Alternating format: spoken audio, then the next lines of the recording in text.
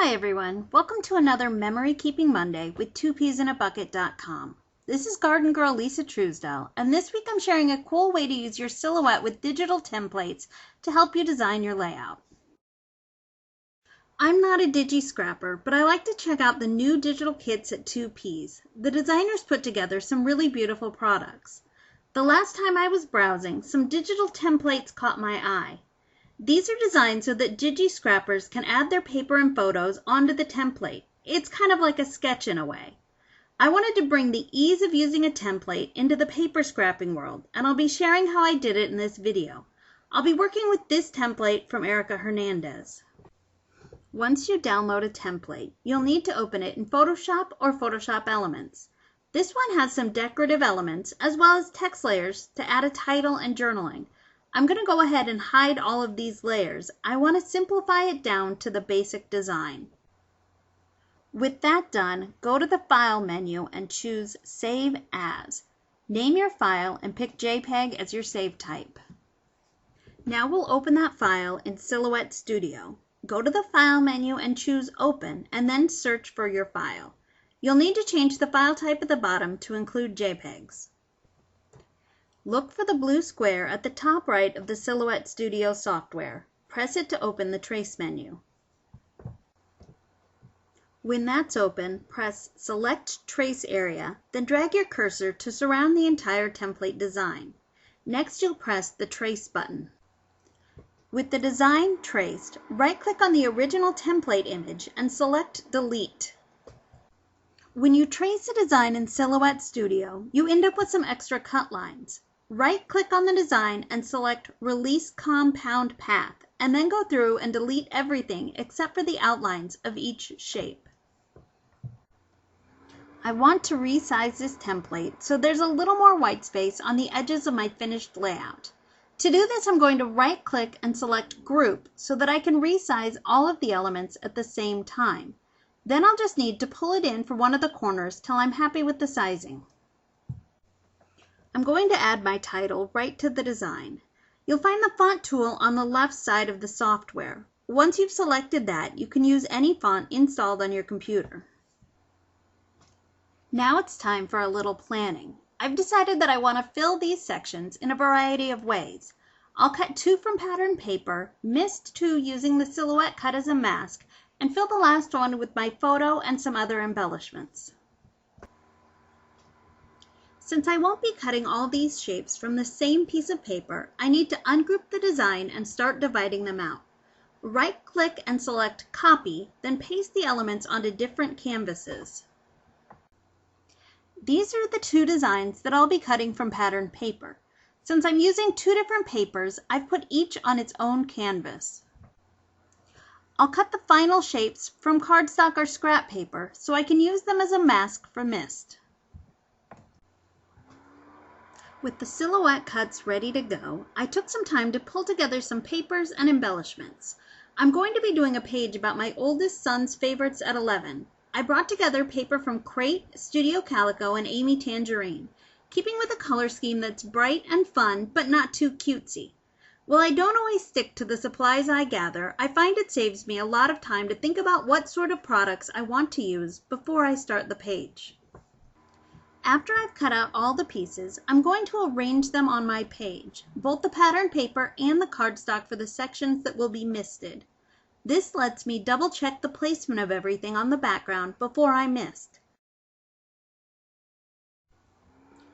Once I'm happy with where everything is, I'll pull off the photo and pattern paper and leave the cardstock to use as a guide to get my mask into the right position.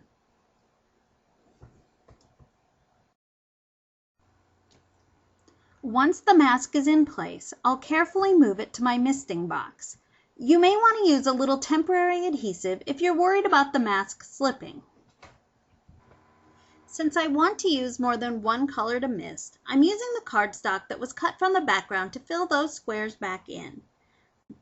First, I'll mist the title block with Pinstripe, which is a light gray color. I'm holding my mist about 6 inches away from my page, and I'm only spraying it twice so that it isn't a solid color. I want to add a decorative element to the bottom square. I'll be using a banner mask from Studio Calico. Just place it on the background and mist over the top. I'm using water cooler here, which is my new favorite aqua mist. These masks are made of heavy plastic. They stay in place well when you mist over them. I went ahead and added some typewritten journaling to the bottom block, and now I'm ready to add back the other elements to my page. I'm using one of Heidi Swap's new Instaframes on my photo. They're a fun way to give your picture a little more presence on the page. I've also added a border punched piece of pattern paper to help fill out the top block.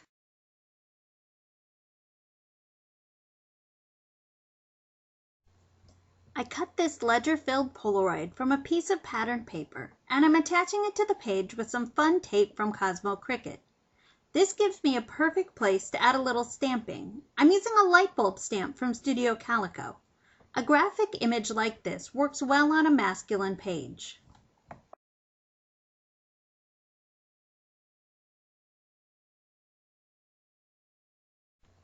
Next, I want to use this chevron stamp from Amy Tangerine. When I'm working with a stamp that's long and skinny, I find the easiest way to get it to line up straight on my block is to put it on my work surface and press the block onto it. I'll be using this image at the top of my title block. I'll also be adding the date with my Smash Date stamp. I love this stamp for project life, but I find myself using it on layouts all the time as well. I really wanted to use this Please Note stamp next to the light bulb, but the pointing finger didn't fit the space. I had two choices: ink just the words or use a sharp pair of scissors to cut the stamp in two. Since I could see myself using both the words and the hand separately in the future, I carefully cut them apart and then added the words to my page.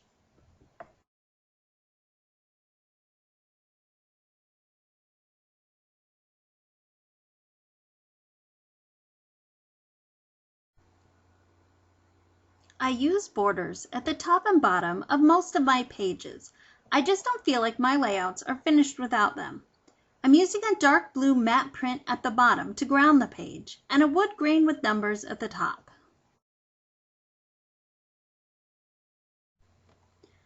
I thought this banner sticker from Echo Park was really cute, but the whole sentiment didn't fit my page. I went ahead and cut it down so it read "So Happy" before adding it to the layout. I'm also adding a wood grain chipboard A, my son's first initial. I want to add a few more decorative elements before I call this page done. I'm starting with 3 strips of washi tape that will peek out from under the edge of my photo: a gray airmail stripe, a yellow chevron, and an aqua chevron. I'm placing the wide yellow chevron so that it points into the photo rather than leading the eye off the edge of the page. These tapes will help balance the stamped Polaroid paper at the bottom of the layout.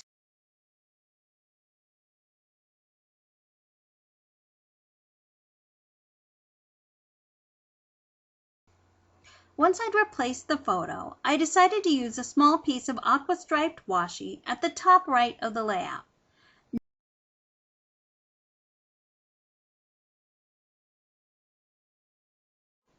Next, I added a wood veneer shape on top of the tapes by the photo, and then added a graphic badge to the cutout along the right side of the design. I'm finishing the page with a brad at the end of my journaling block. It will complete the visual triangle of embellishments. Grid designs are a go-to for me, but this template had some really fun elements, like the notch on the side and the row of stars, that I never would have added on my own. And since the design was already decided by the template, this layout came together really quickly. I'll definitely be trying this technique again, and I hope you will too. Thank you for joining me today, and I hope you'll come back next week for another Memory Keeping Monday at 2peasinabucket.com.